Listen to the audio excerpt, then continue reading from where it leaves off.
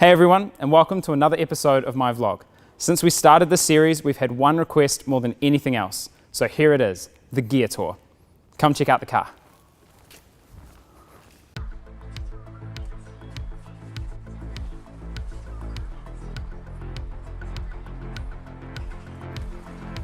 Hi, I'm Johnny. I'm a frontline cop at the Mount Wellington Police Station, and this is Ride Along.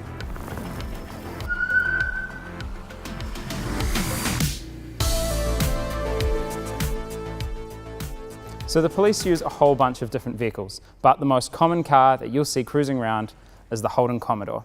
We've got extra lights down on the grille and extra lights that flash white behind the grille as well.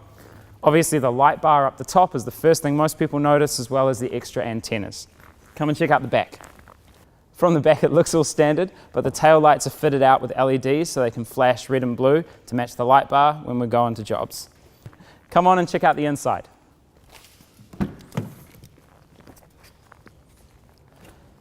In the back, we've basically got plastic over the seats, which makes it easier to clean up if things get a bit messy. It means the seats last a lot longer as well.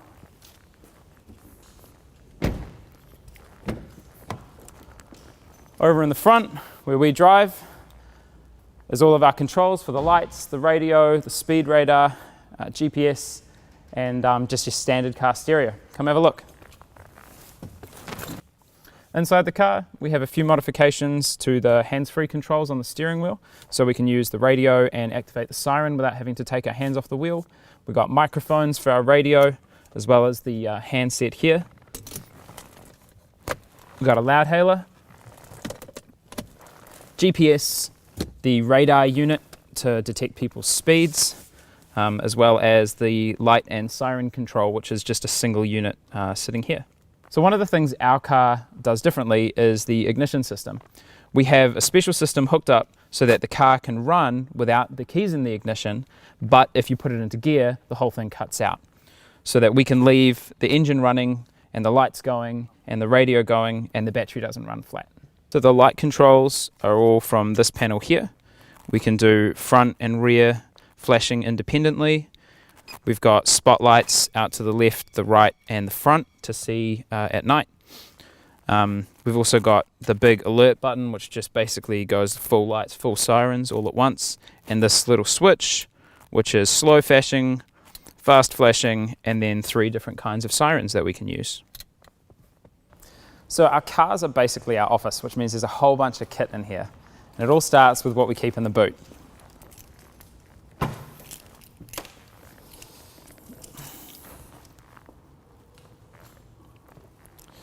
So, first and foremost, we've got extra body armor.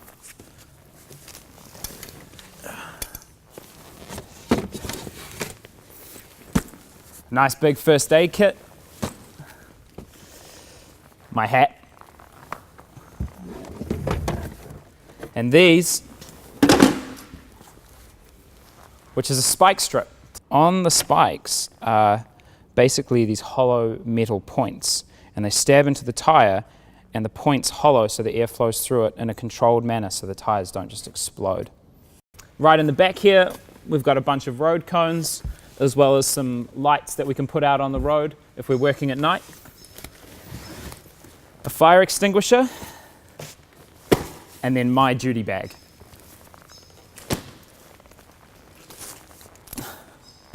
Right at the top here, we've got our gun safes. It's going to be tweeting all through my audio. Another thing about police cars, we relocate the battery into the boot, and we've got a full-size spare underneath there. So frontline police cars in New Zealand carry firearms. We've got 2 rifles and 2 handguns in this car. The rifle is the Bushmaster XM15 M4. The other firearm we carry is a Glock, and we've got Safariland holsters. That means we can clip it onto our belt in a hurry without having to wear it all the time. Safe direction.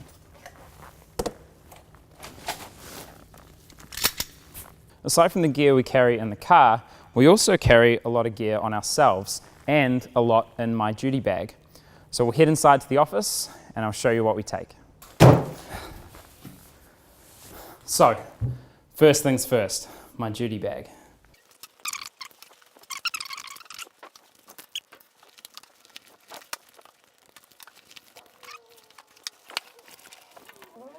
Sweet. So, all of this lives in my bag, and I like to keep things in the order of how urgently I'm going to need them. So right up the top, I've got my high-vis gears, my jumper in case I get cold. I've got a little toolkit which comes in handy from time to time, some evidence bags, and then a whole bunch of paperwork for taking driver's licenses, seizing vehicles, issuing tickets, taking statements, police safety orders for domestic violence, a folder for sudden death incidents, and a folder full of offence reports and missing persons reports. Always carry a spare notebook. My multilingual phrase book, which contains things like the Bill of Rights caution in a whole bunch of different languages. Vehicle impound books. My traffic cone, which sits over the top of my torch and lights up nice and orange in the dark. Books that we give people if their loved ones pass away that explain the rest of the process. My spare torch, I keep this on me or in my gear bag in case I'm working with someone who doesn't have a torch.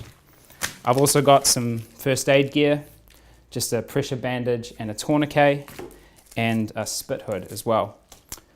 And lastly, right up the top, I keep my gloves. I use some turtle skin gloves which have little needle liners in them that prevent needles from coming through into your fingers. And I use them for searching bags and people where I think they might have sharp stuff on them. Sweet. Now I'll pack all this back in and show you what's on my body armor. You might want to cut this bit while I pack all my stuff back in. So, most of the gear we wear is stuff that we're issued with at police college. The tasers we grab at the station along with the radio. They stay here.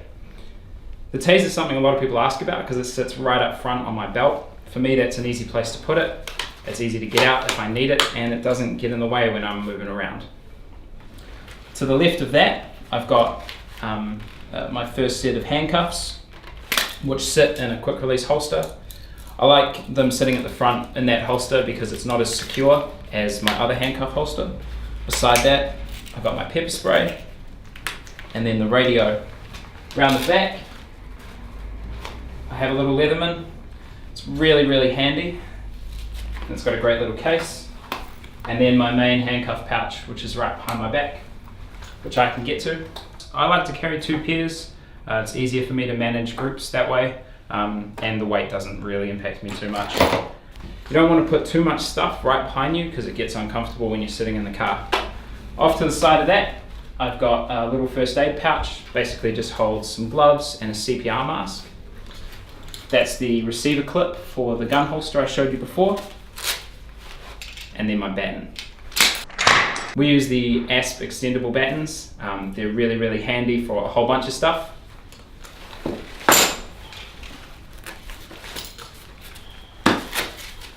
Then I got 2 big chest pockets.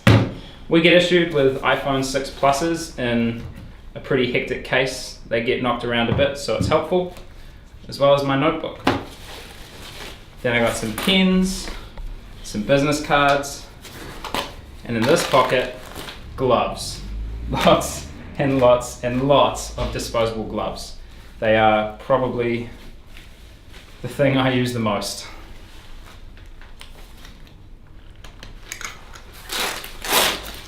The armor itself is basically fabric on the outside and then soft Kevlar and some padding on the inside.